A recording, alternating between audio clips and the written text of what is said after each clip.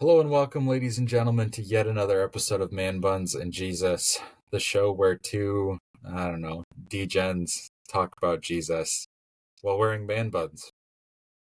Because, I don't know, that's our style. Speaking of style, Josh, you don't happen to have any gold on you, do you? I do, Okay, actually. For anyone not watching, my jersey has gold on it. Not real gold, just the color gold. so we can melt that down to create a very, very small golden calf. You mean you can melt this down to be melted polyester? Fair. I'm sure that'll spell great. That's what we're going to talk about today, though, after the theme song. After that was a cue for me to do the theme song, but I got distracted by a text about our new theme song that should be coming soon. It's that time!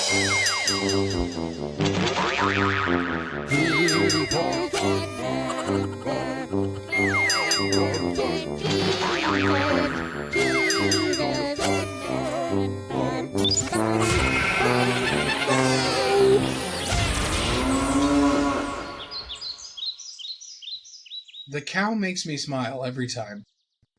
It's also appropriate for today. That it is. Why would that be appropriate for today, Ben? Well, see, we're talking about the golden calf, hence the terrible cold open that you just endured. Um, but today, our purpose is really digging into, like, looking at how easy it is for us as Christians to slip, even like when God is painfully obvious in our lives. Because like as Moses is on top of Mount Sinai, receiving the law from God directly, this is when the Israelites decide this is a great opportunity to make an idol out of all of the gold that we had from the Egyptians. Yeah, we see the presence of God swirling around a mountain. We kind of think it might have accidentally killed Moses, but like, golden calf, baby. Which is crazy to me. I That they're mean, looking at it and they're thinking, we think God might have killed Moses. Yeah, let's worship something else. Like that is what? The logical consistency is not there for me. it's almost like really early American consumerism. I don't like this one anymore. Let's move on to the next one. That's true. Yeah. I was wondering what your connection there was. People buying new iPhones. That's what your connection was. Exactly. Ooh, the idolatry of your phone. Yeah. We need a new operating system. We gotta upgrade. Um so this comes out of Exodus 32. And you can read it. We're not going to read it for you because frankly, it's long. But we But will give you the nice juicy summary. which is basically the Israelites. Remember, they've left Egypt. They've had this experience with the Red Sea. They've seen all of these incredible things that God does, and they arrive at Mount Sinai. And Moses goes up, and initially he goes up with the elders of the people, and they have this experience with God. And then he's there, and he is like Ben said, he's receiving the law. And this is how 32 starts. When the people saw that Moses delayed to come down from the mountain, they gathered themselves together to Aaron, who is Moses' brother, kind of his second, and said to him, "Make gods who shall go before us. As for this Moses, the man who brought us out of the land of Egypt, we don't know what has become of him." So Aaron tells them, take essentially a lot of the gold you have, we'll melt it down.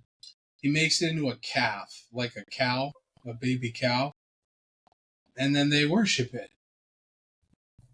God is not happy about this, and he is about to just strike them all down. And Moses says, well, hold on. If you strike them all down, What are people going to say about you? You know, you brought these people out of Egypt just to go kill them in the desert. Like what? So God relents. I mean, the people are still punished, but they're not wholesale wiped out. So mercy, maybe not what we would call mercy, but still mercy. And that's in a nutshell the story of the golden calf. Yeah. It's just like reading it, especially from our modern perspective and perhaps the rose-colored glasses we wear while looking at ourselves. We look at this text and go, how in the world could you be such big idiots? Like, you absolute dolts. God is in his presence. Right Like, there. yeah, Like you he's can literally, see this going on. yeah. You know he's there anyway, even if the big swirling cloud around the top of the mountain wasn't there. But the big frightening swirling cloud around the top of the mountain is there, and you still think it wise to challenge the big swirling cloud around the top of the mountain. Like, why? But before we judge too quickly,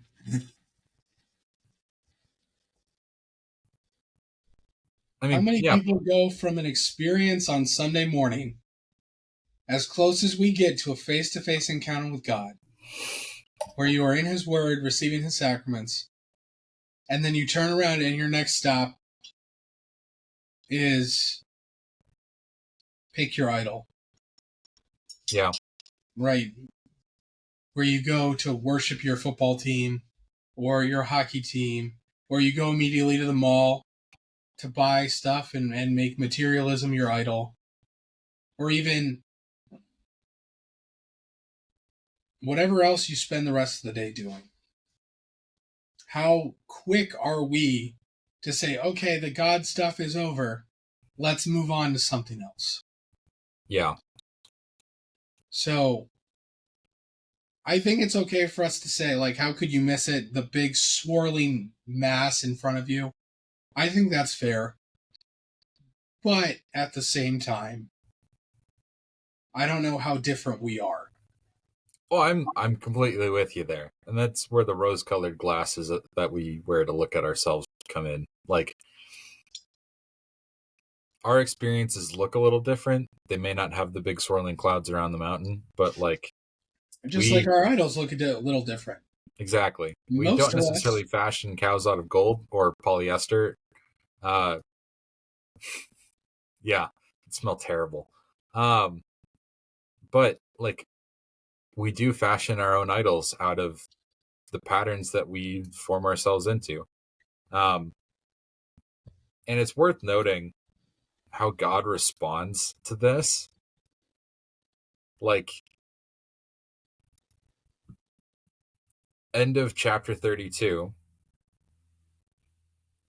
as uh, God is telling Moses what to do in the wake of this, it's basically go kill a bunch of fools.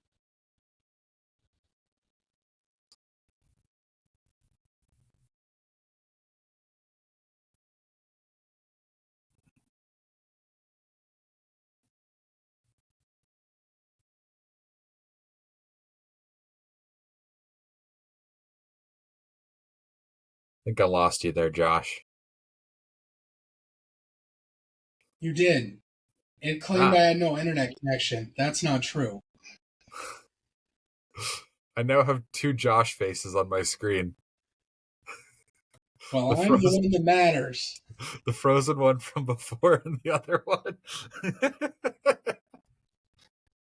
I am fascinated to see what the final product looks like. Because what this platform does is it doesn't record this. It records your stream on your machine. It records my stream on my machine and puts them together. I don't know how that's going to go. Yeah, we'll find out. Um, That was my computer doing some things. Don't worry No, about it. it's telling me to make sure I have a stable internet connection. I have... What? Mine's giving me the same thing. Oh, it's gone Nope. now. Maybe I'm safe. It does say there's now one in the audience. I'm guessing that is the other me. Oh, it's the other Ben. Now Yep. I have two Bens. This will be a fascinating recording when it comes out. Anyway, so the point that I was getting at is like God's response to the very immediate and abrupt rebellion of his people is, let's kill the fools that turned away. This was what I was about to say before I got cut out. Isn't this the one where he tells like Aaron and some of the priests to just like walk through in a straight line, whacking people with their swords? Or is that a different punishment? I suppose I could read it for myself. Nope. Oh no, this one's just a plague. Just a regular old plague. No big deal. This one is put your sword out on your side, each of you. Go to and fro from the gate to gate through the camp, and each of you kill his brother and his companion and his neighbor. And they kill 3,000 men. Oh, that was the right one then. Yep. Oh, and then there's a plague at the very end. No, it's not a plague. In verse 3, then the Lord sent a plague on the people because they made the calf. Oh, okay. Yeah. But is that before or after they grind up the calf and then put it in the drinking water? After? I think after. Yep. He took the calf that they had made, burned it with fire, ground it to a powder, and scattered it on the water and made the people of Israel drink it. I like this as a method of church discipline.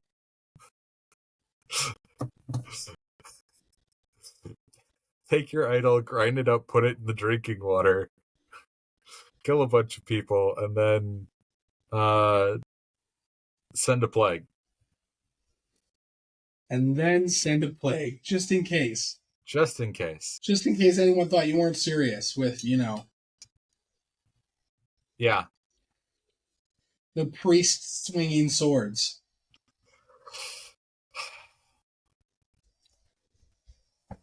There'd be a lot of people with, like,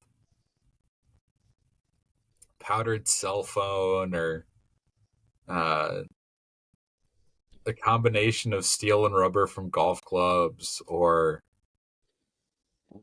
Actually, this might be an appropriate place because if we continue this list of grinding things up, it could get gruesome. But I want to play a little game to lead into a conversation. Okay. Because I think it's worth talking about what do idols look like today. Because most of us do not worship statues of golden cows. Or... There is a Hindu temple not far from my house where they list the idols that they worship there. Well, there you go.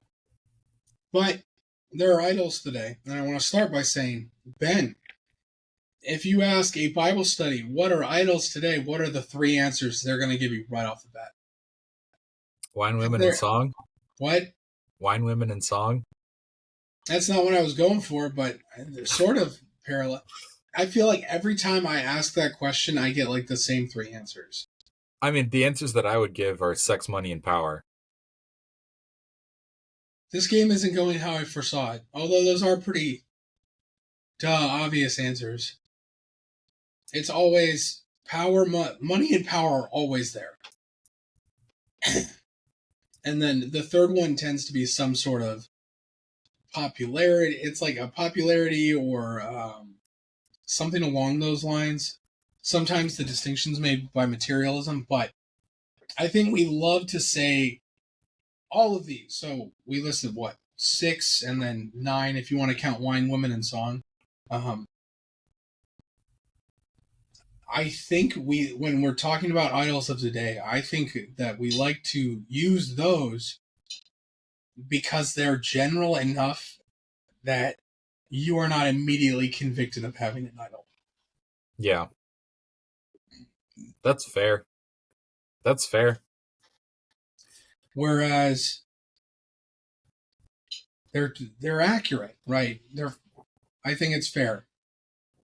I think if we narrow them down a little bit more, I think it is harder for us to contend with, but I think it is ultimately more productive for us because then we can actually identify these are idols in our lives and we need to deal with that, right? So what I would like to direct us is getting specific. What are some of these idols? And I want to kick us off because I think a lot of them are unexpected. Right? Luther talked about an idol as, or a god, as something that you fear, love, and trust above all else, which I think is a helpful definition when we're looking. Well, what are our idols? And a lot of times, I think an idol can be a good gift of God that we elevate beyond where it should be. Yep. And one I've seen less out here, but I think this was a big one in the Midwest where I saw was family. Yeah. Especially parents idolizing their kids. In that, they loved their kids more than anything else in the world. Which, you say that and you're like, that sounds good. Can't love your kids more than God. He's more important. And I think their greatest fear was their kids not ending up, like, not fulfilling whatever image they had for their kids. Whether that was success or health or whatever. And that plays out in the field of education. Because if I've heard this complaint from a lot of teachers where you'll get parents who come in when their kid messed up and they blame the teacher. Because my darling child would never do anything wrong. That is a byproduct of idolizing your child. And where this comes to play is when you start skipping church because you don't want your kid to miss a practice or a game. Where your kid wants to go do something, so you skip church. Or your own devotional life suffers, your own, maybe you don't go to Bible study because you want to make sure you can take your kid to every single sport or activity they want to go to. Or even just like I'm not going to take my kid to church because I don't think my kid likes it.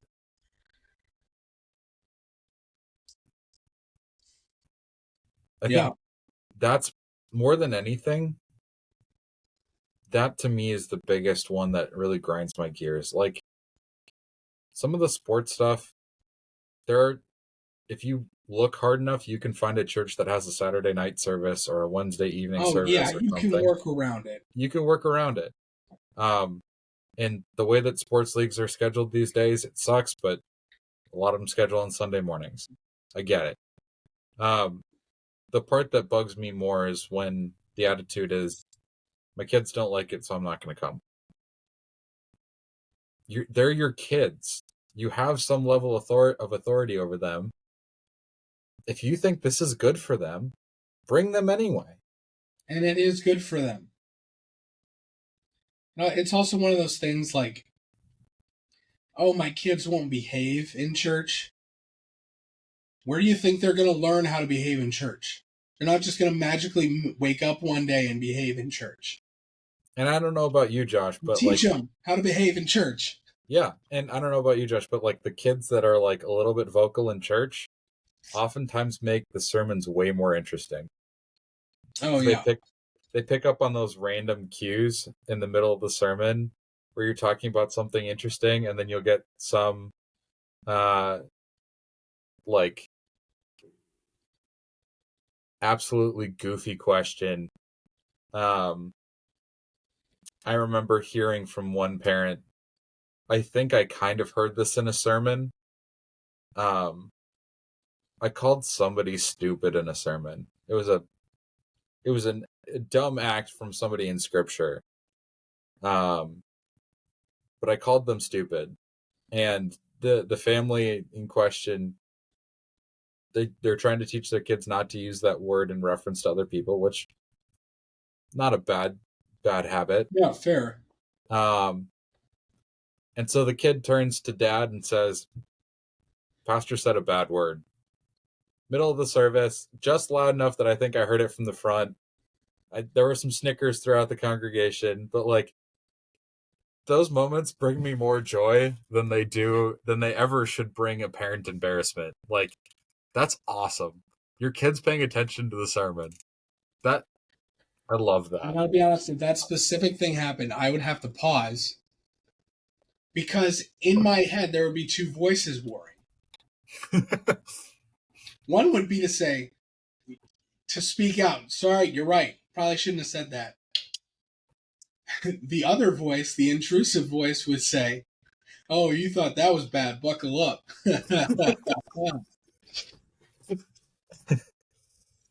If you can't tell, Josh and I are not saints. But like the point being, like, yeah, family can be a hindrance and an idol in our faith that distracts us from our faith.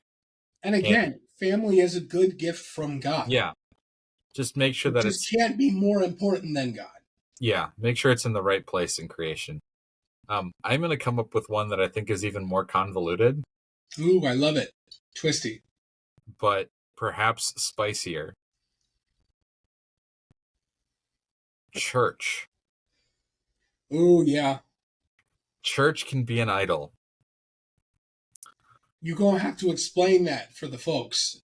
Yeah. So how can church be an idol? Small C church, not big C church, ladies and gentlemen. Yes, this is for those of you who are your church. Yeah.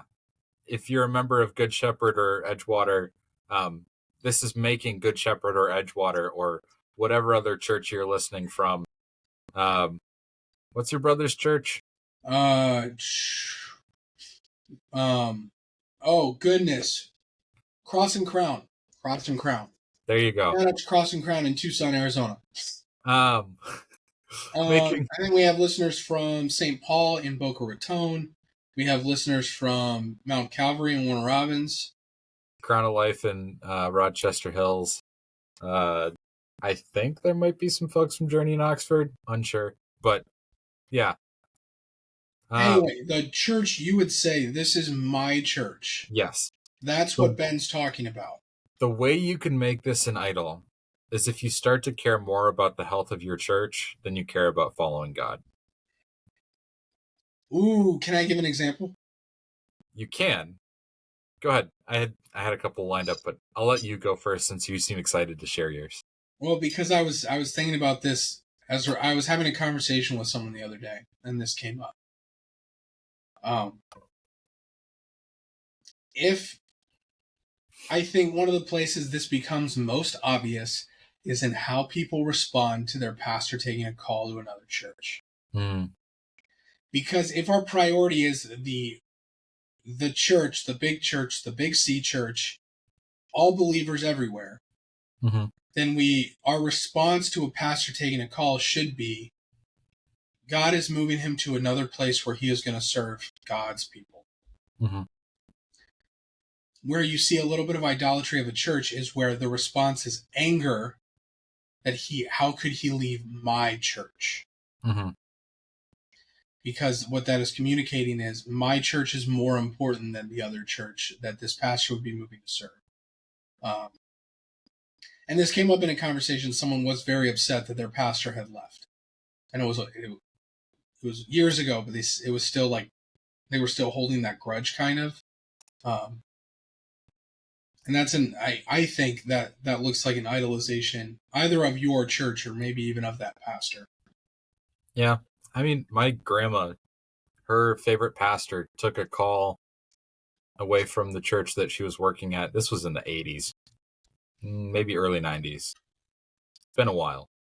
And Before to this either of day, us were born.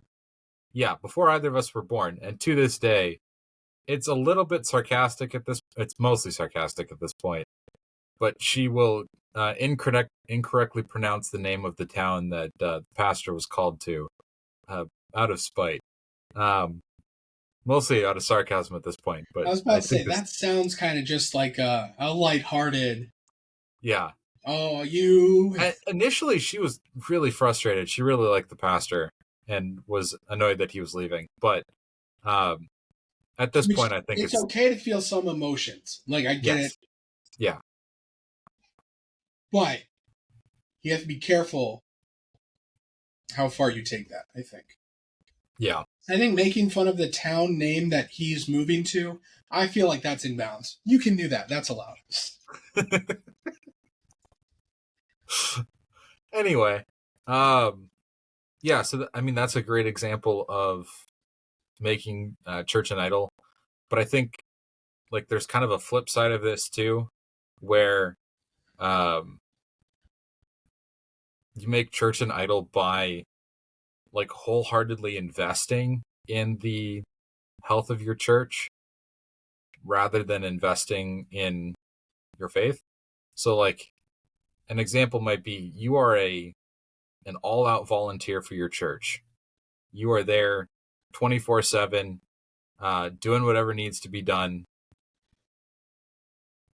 But because you want to see your church survive and you feel like that's what you need to do to make that happen, you're not necessarily there to serve God. You're there to serve your own comfort. And there becomes a question of motivation. Yeah. Right. Yep. So like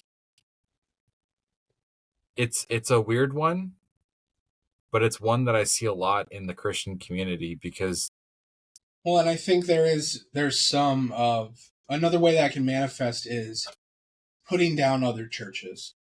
Mm-hmm. Because ultimately, if the church is proclaiming the gospel, and if Jesus Christ is being found there, it should be an attitude of, we are teammates. Now, teammates sometimes can recognize places where each other can grow, which is fair. Yeah. But this idea that you would put down other churches because it's not your church, that's not appropriate. Yeah. I mean, those of you who are sports fans, think about it this way.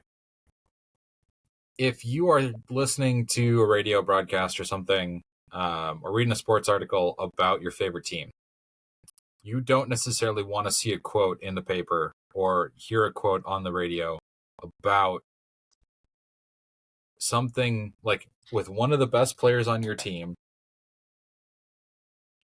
speaking openly about the deficiencies of another player on the team. Yeah, that's not a good look. That's like, that turns most fans off right away, and often creates very obvious friction within the team. Yeah. The team does not get better after those comments get made. Yes.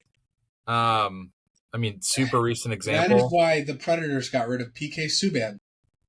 That's why the Buffalo Bills just traded Stephon Diggs. Yeah, like after the Vikings did the same thing 2 or 3 years ago. There's a YouTube channel called OG Lightskins who has a couple hilarious videos on the Stephon Diggs trade. If anyone's going to look that up, he uses language we would not use on this podcast. He does not pick his words wisely. And he uses the N-word a whole lot. Anywho. Good luck in Texas, Stephon Diggs. If there's a conflict between two players on your favorite sports team, you hope that they settle that by coming together and like working through that behind closed doors so that as a team they remain unified. And you can't just pick on like that relationship or that part of the team. Another example, and this one maybe plays a little bit more into how churches work. Last year, the Minnesota Timberwolves had a player named D'Angelo Russell. They traded him halfway through the year because he refused to pass the ball to our center, Rudy Gobert, because he, in part, didn't trust him and didn't know how to play with him. And there were open quotes about Gobert having brick hands, and like it was pretty nasty. And like, as a church, as the church, capital C church, when we speak about other congregations, I think honestly within our denomination or otherwise, without putting it in a frame of either we're speaking this way to inform, rebuke, correct, train, or we're speaking this way to like help them discern and see themselves, we're just bashing on the church as a whole, and it's viewed very similarly to the outside world as, you know, two players on the same sports team going at each other. It's just not worth it. Yeah. I think in a similar vein, idolizing your church. And this is a weird one. This is a nuanced one. But idolizing, how do I put this? Idolizing your own spiritual growth. Mm. And by that I mean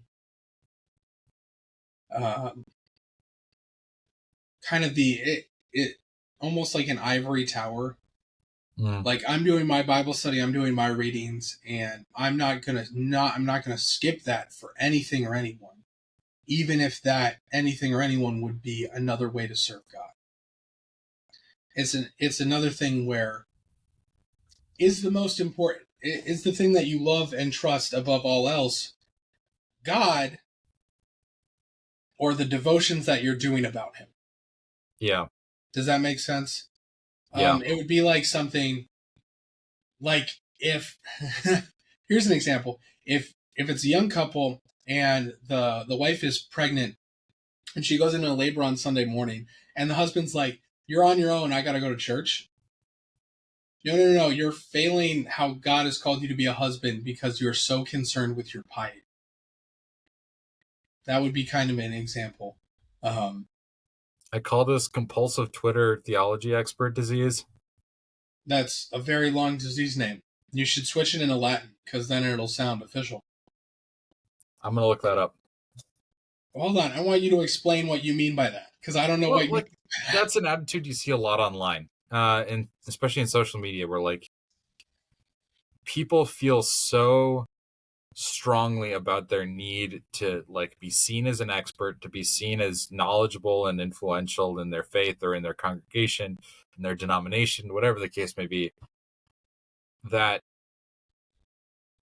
their piety seems to be more important than other aspects of their faith and life. Yeah. To the point where they almost don't seem human. They just seem like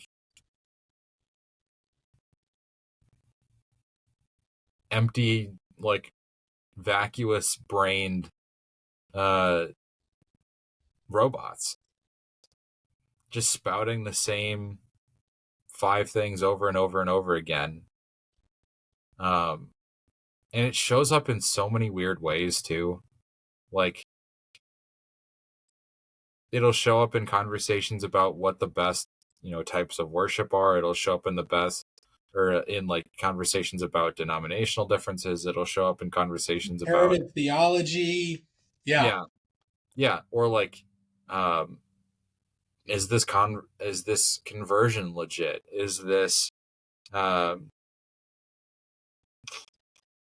podcast out of line? It's probably, if you're listening to this one, probably. I mean, sure, We are sinners. But like, the whole thing just gets to be way too much. And unnecessarily so.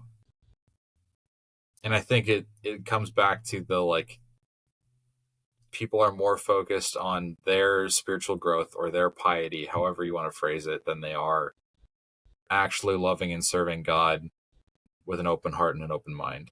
Which is something, if you look at Paul's epistles in the New Testament, he doesn't talk about individual spiritual growth. That's never his focus.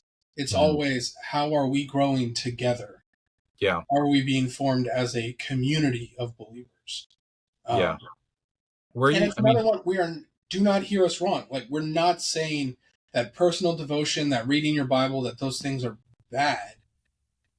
It is just when the action, when the thing you are doing becomes more important than the God you're doing it for, you have made an idol out of something that should have been incredibly good. I mean, remember the Luther quote, God does not need your good works, but your neighbor does. So, like, when you are reading your Bible and studying scripture, you're not doing it for God, and maybe not even for yourself. You're doing it so that when your neighbor asks you about your faith, you can speak to it intelligently. Yeah.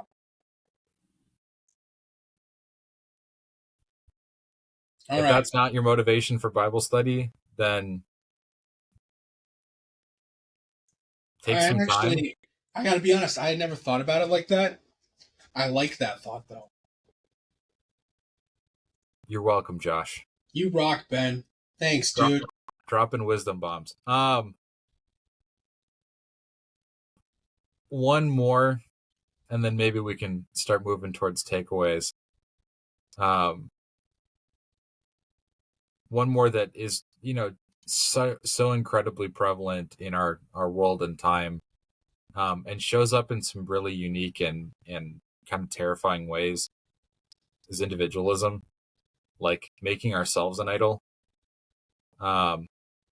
And we move back to the nice, simple ones. I like it. Yeah. I mean, anything but. Like, it can be anything from you genuinely just want to have a better reputation and a better, like, you want to look better in whatever way that means to you, whether that's physically or financially or status-wise, or you just like having 15-degree abbreviations after your last name. Which is too many. Yes, it is. Like, that's one way that can play out, and it's a painful way that it plays out.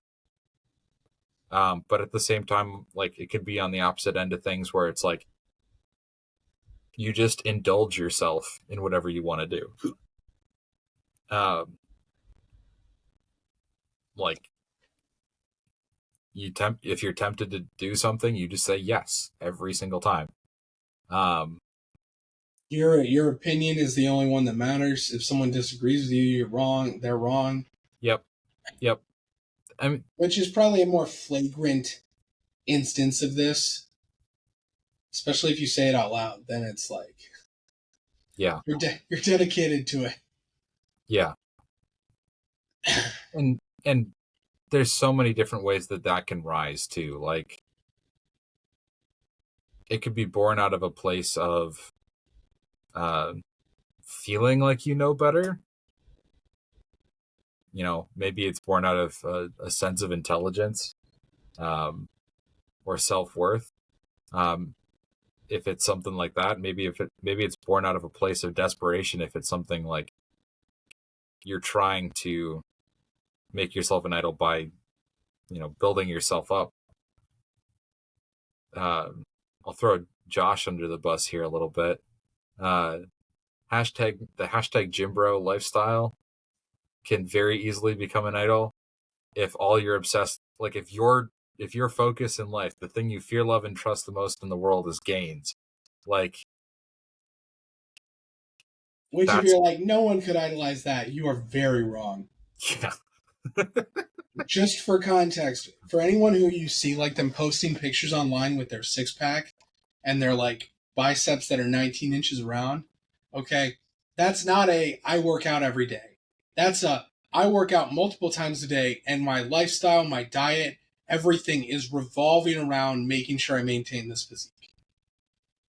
To maintain a physique like, and I'm not talking about skinny guys who have a six pack. I'm talking about lifters who have, you can see every muscle that they have. That's not a casual thing. That is a pretty much everything in your life is dedicated to maintaining that physique. Mm-hmm. Physique has become an item, a particularly draining one too. Yeah, because the supplements and everything, those are not cheap. yeah. They are sacrificing and melting down a lot of their coin to get to that point. Yeah.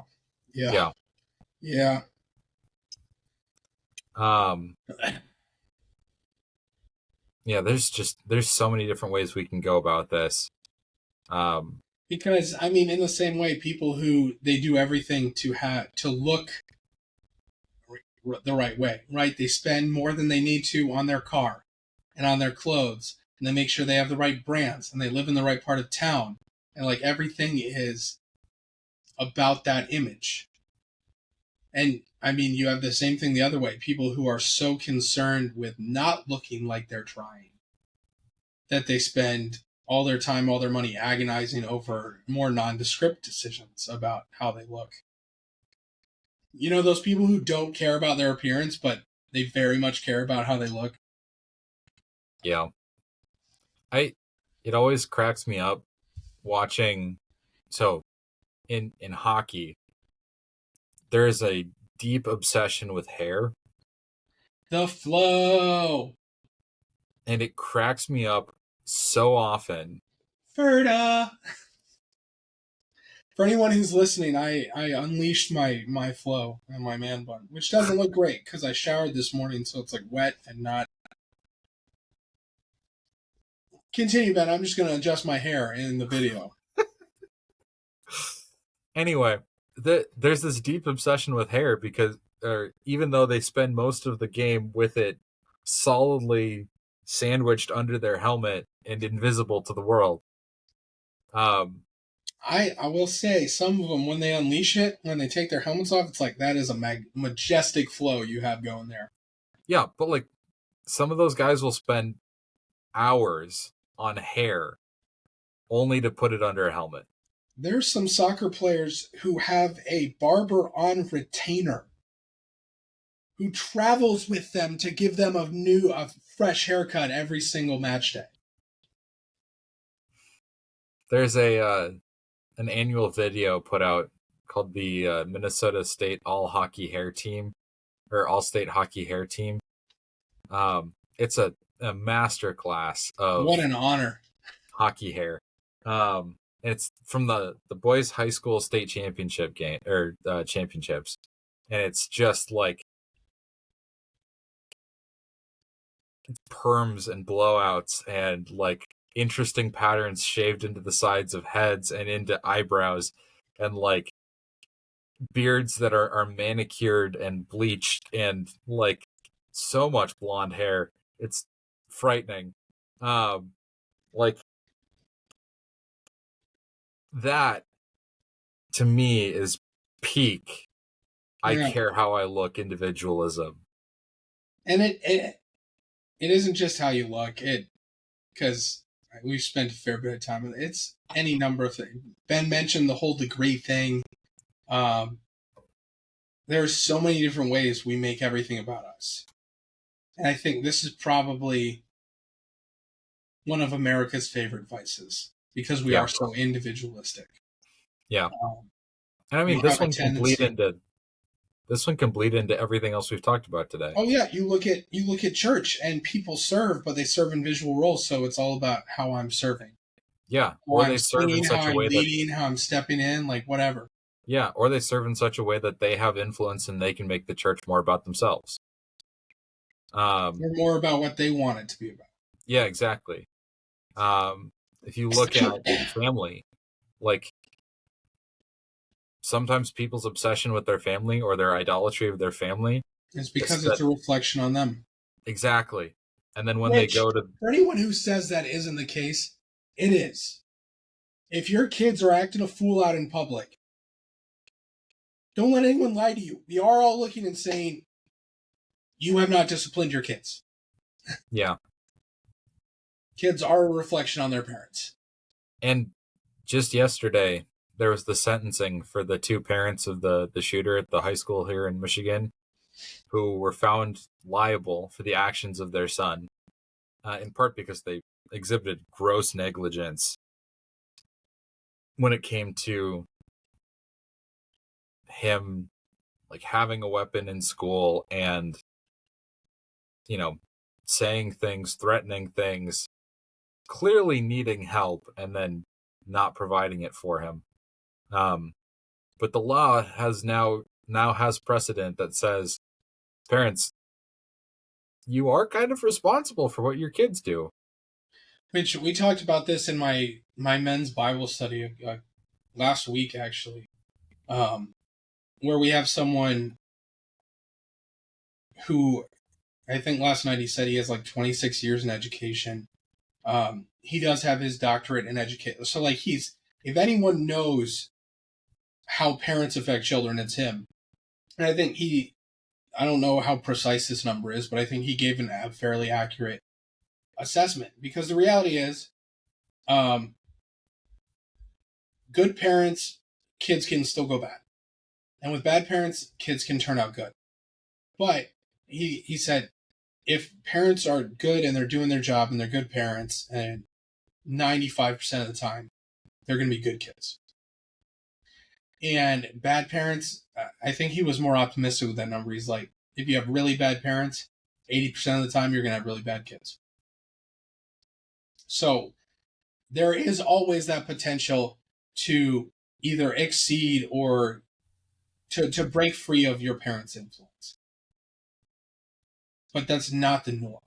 That's not the majority of cases.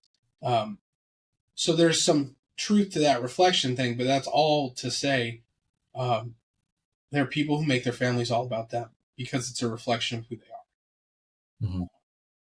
Which, for parents, that can have a really hard impact on your kids.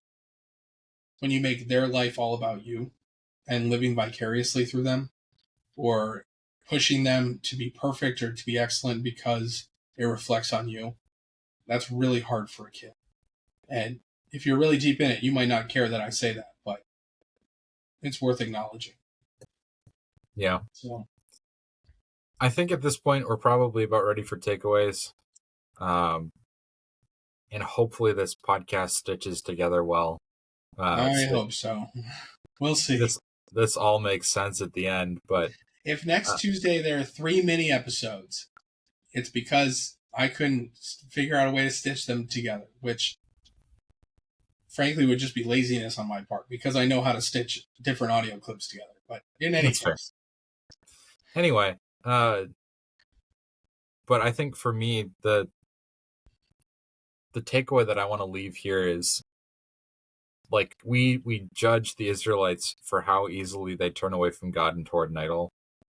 But chances are you probably have a golden calf at some point in your life that you've fashioned right under God's nose.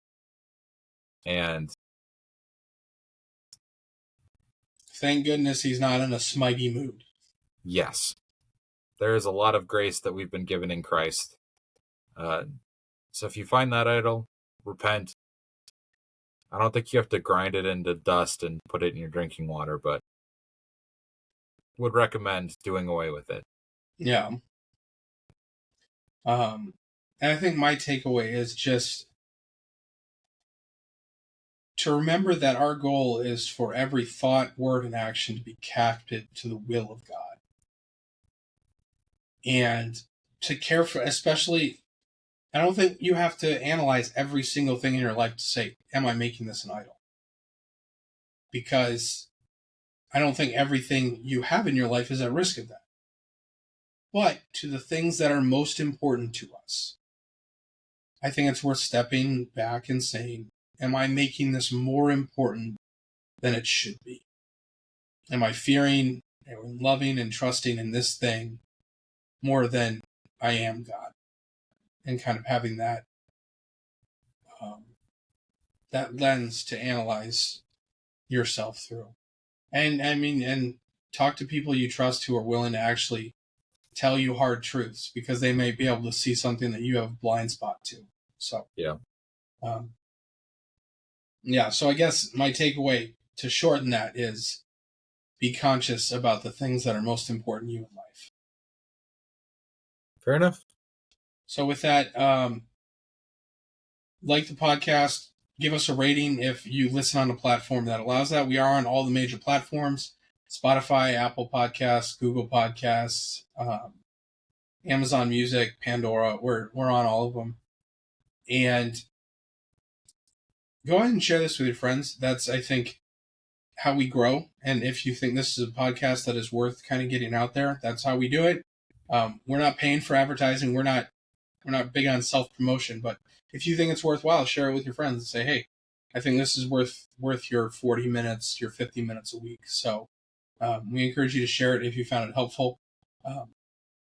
This would be a weird one to share passive aggressively with a friend who you think is struggling with an idol, but I guess you could still do that. Hasn't stopped us before. If you have a topic or a guest that you would like us to have on, you can go ahead and message us on Facebook. You can reach out that way, or if you know us personally, just shoot us a text, send us an email. I guess talk to us in person, but if Ben's anything like me, there's no guarantee I will remember that we had that conversation. So a text or an email gives me something tangible to be like, oh yeah, I got to do that. As always, brothers and sisters, go in peace and serve the Lord. Thanks be to God.